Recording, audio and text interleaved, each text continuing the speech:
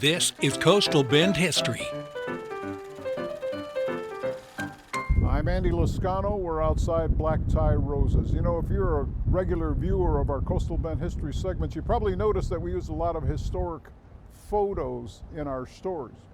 But did you know that many of those pictures were taken by one man and developed in this small building in downtown Corpus Christi?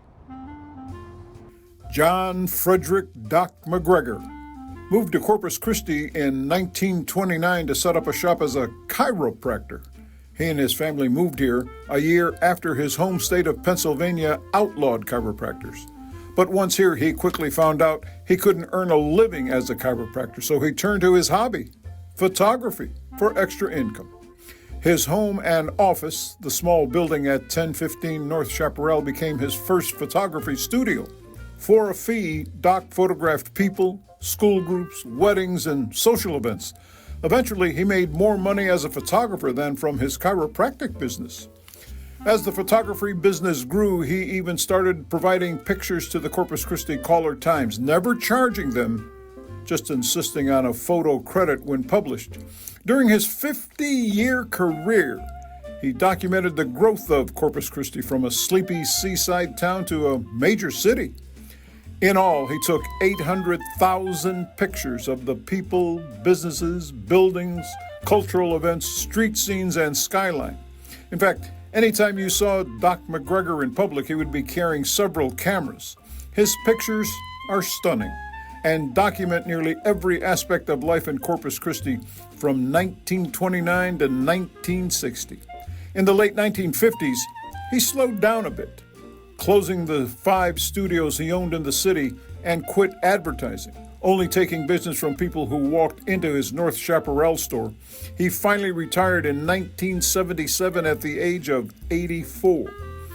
The city of Corpus Christi declared October 29th of that year Doc McGregor Day at the Corpus Christi Museum and honored him again in 1984 with Doc McGregor Week, March 20th through March 27th.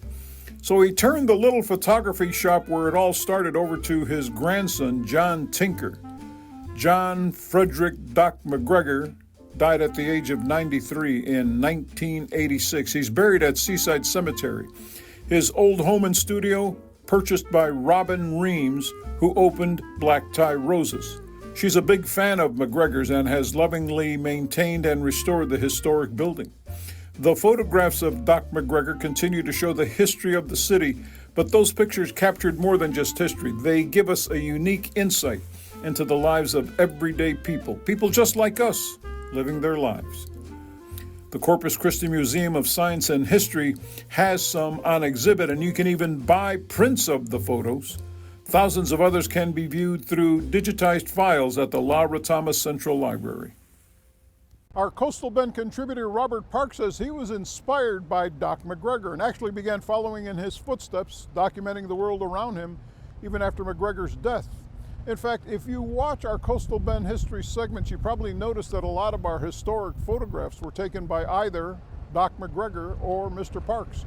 And you can see those photos by scanning the QR code you see on your screen or by going to our website, christv.com, clicking on the Coastal Bend History tab, and you'll see all the stories and all the historic photos right there. Until next time, I'm Andy Lascano.